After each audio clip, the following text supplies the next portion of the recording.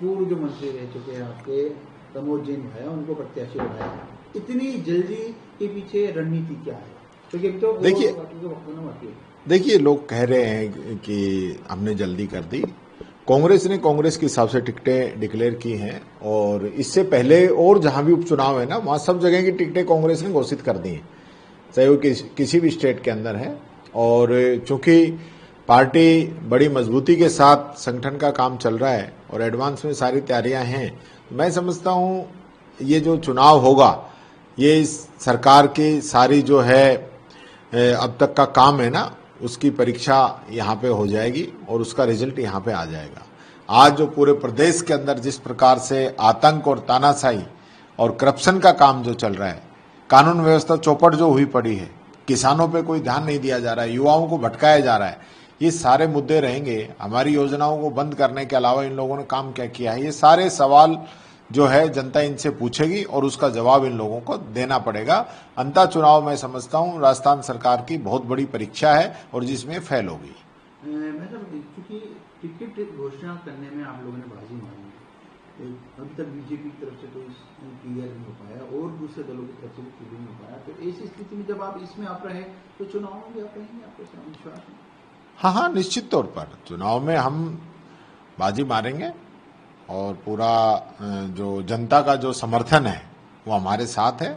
जनता इनको देख चुकी है, भुगत चुकी है, इन लोगों ने किया क्या है। मैं फिर पूछना चाहता हूं, एक दिन तो मुख्यमंत्री जी कह रहे थे कि हमने वो कर दिया 1.5 साल में जो कांग्रेस 5 साल में नहीं कर पाई, तो करप्शन के अंदर तो वो इन लोगों ने कर दिया।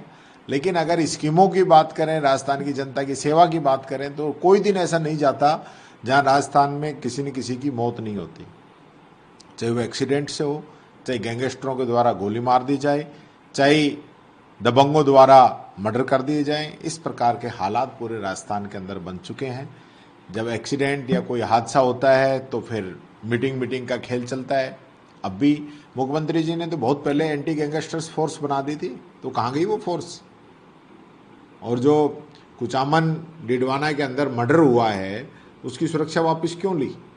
जब उसको सुरक्षा दे रखी थी, उसको धमकी मिली हुई थी, फिर सुरक्षा वापस क्यों ली?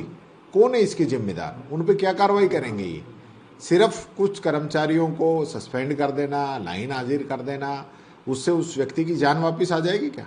आज पूरा राजस्थान जो है क्राइम में नंबर 1 आने में लगा हुआ है। चारों तरफ से जो है कोई देखने वाला नहीं है, कोई सुनने वाला नहीं है, और मुख्यमंत्री जी सिर्फ मीटिंग खेलते हैं, डायरेक्शन दे देंगे, अखबार में मीडिया में उनका वर्जन छप जाएगा, धरातल पे कुछ है नहीं। ठीक है जी, क्योंकि उपचुनाव की अपन बात की जाए तो उपचुनाव में बीजेपी कांग्रेस के बीच में तो प्रमुख टक्कर रहेगी, लेकिन आदिवासी क्षेत्र है वो, वहाँ पर आदिवासी पार्टी, भारत आदिवासी पार्टी भी है और कुछ निर्दलीय पार्टी के जो बाहर निकले हुए हैं वो भी खेल बिगाड़ने की बात कह रहे हैं। उनको किस तरह देखेंगे आप इस चुनाव में, उपचुनाव?